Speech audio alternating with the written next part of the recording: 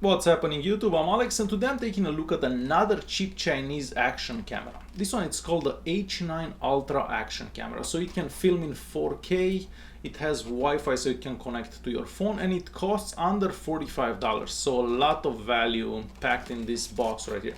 So I'm gonna show you what comes in the box here and then I'll show you how the camera performs.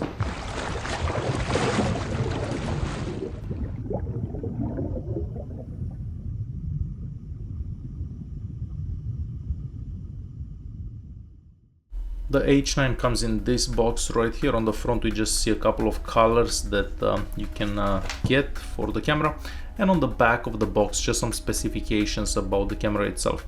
If you want to get the app, you can just scan the QR code right here onto the right.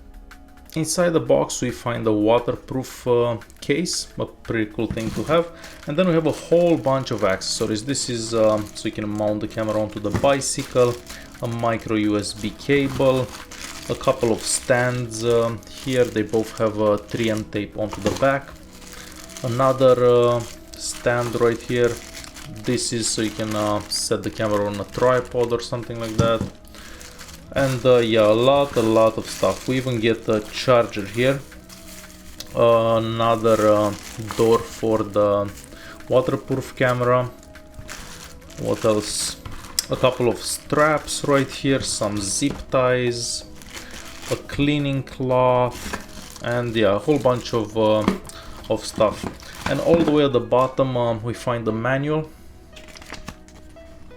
So if you don't know how to use the camera, even though it's very simple to use, you can just open the manual and get a better idea.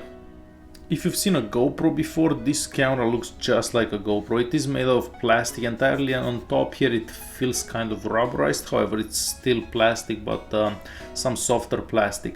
On the front here we also have the power on-off button, 4K and Ultra HD.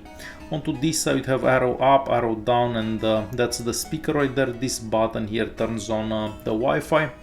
On top here we have an LED that flashes when the camera is recording or it's on. This is like the OK or record button. Onto this side here the SD card slot, the charging port or USB port, whatever you want to call it, and this is the HDMI output. At the bottom just a little door for the battery, so you can just take out the battery very easily. And since I'm talking about the battery does last for about an hour and 10 minutes recording, so not bad at all. The camera is super simple to operate, so just hold this button here and it will come on. So very quick. If you press the mode button, so the power button here, you can switch in between modes. This is for recordings. This one here, it's so you can take pictures, so very straightforward. The following one, it's to take multiple shots, and then you go into the settings app. So if you want to change the video resolution, you can select whatever resolution you want from here. So currently it's at 1080p at 60 frames per second. And the footage that you're gonna see towards the end of the video, it's all filmed at 1080p at 60 frames per second. I've also included a short clip filmed in 4K at 25 frames per second, just in case you wanna see that one. So I'm gonna leave it at this one for now. You can select a couple of things here. You can turn off the timestamp if that's what you want. Exposure, you can change that.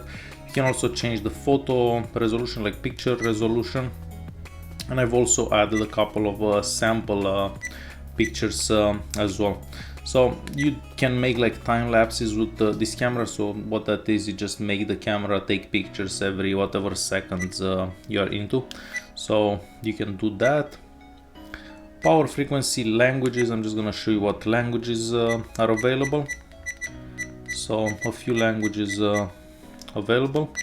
So I'll go back, time and date, very straightforward. Sound indicator if you want the sound on or off. Upside down, so basically if you put the camera like this, you can have the camera recording upside down, so you don't have to do that when you're done and editing the video. Screensaver, it just turns off the screen. Power saver, it just shuts off the camera. Format, you can just format the SD card, and the version here, you can just see whatever version of software the camera is running. So very straightforward, not that complicated to use this camera.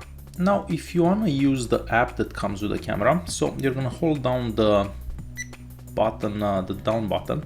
So now it's gonna make a Wi-Fi network, so just go onto your phone and search for the network here. May take a couple of seconds till it shows up, and it's right there. So just connect to it.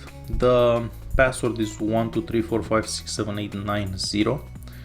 It should be in the manual somewhere. So now that that is connected, you can go ahead and open the app. The app, it's called Easy iCam, and you can find this in the Google Play Store or the Apple Store. Alright, so you've turned on the app and you are gonna add the camera. You just add device and then you select the camera from there, and all of a sudden you have the camera connected. So now it's already connected onto my phone, so I'm just gonna try to connect to it. It will take a bit till it actually connects.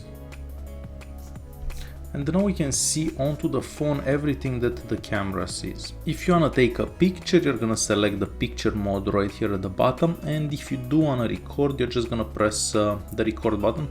It will take a bit till it switches in between them, so just be aware that it takes a bit, and then you can simply take a picture. So point the camera at whatever you want, and then the camera is gonna take a picture. It's the same with video recording, so just point this wherever you want and start recording, and the camera will record whatever it's pointing at. So very easy to use. Now we have a settings app right here. We can change a couple of things into the settings app, not that much though. And here we can see all the pictures and footage that it's available onto the camera, and you can just select whichever you want and download them to your phone. That is one way of doing it. You can also of course take out the SD card and transfer the files just like that.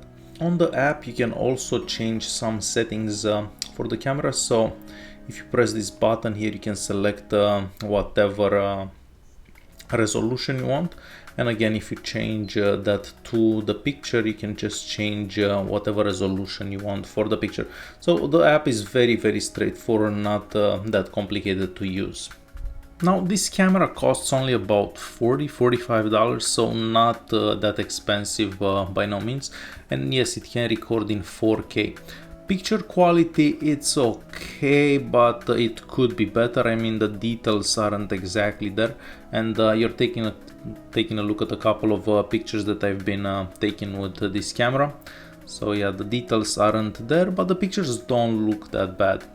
Low light condition pictures, yeah, they don't come out good at all, so don't expect taking low light pictures with this particular camera. Next, you're gonna be seeing a couple of clips 1080p at 60 frames per second that I filmed today with the camera, and you can make up your own mind if this camera is worth it or not. In my opinion, for this low price, I think it's well worth it. I mean, if you do end up banging the camera, breaking it, it's only gonna be like 45 bucks that you lost. So pretty good value for this particular camera. Alright guys, if you have any questions, please write a comment down below. Hopefully you liked the video, and don't forget to subscribe. I have the camera set at 1080p at 60 frames per second, and I am recording with a microphone from the camera. So everything you're listening to, it's coming from the camera's microphone.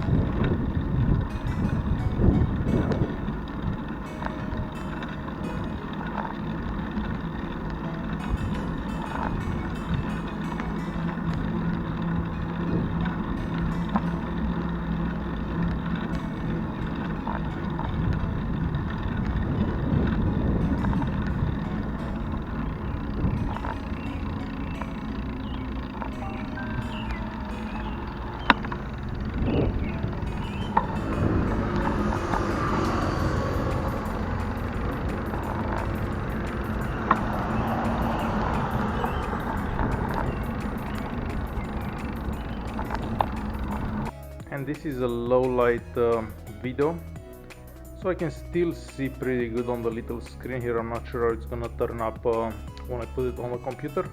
However, it doesn't look too bad from what I'm seeing.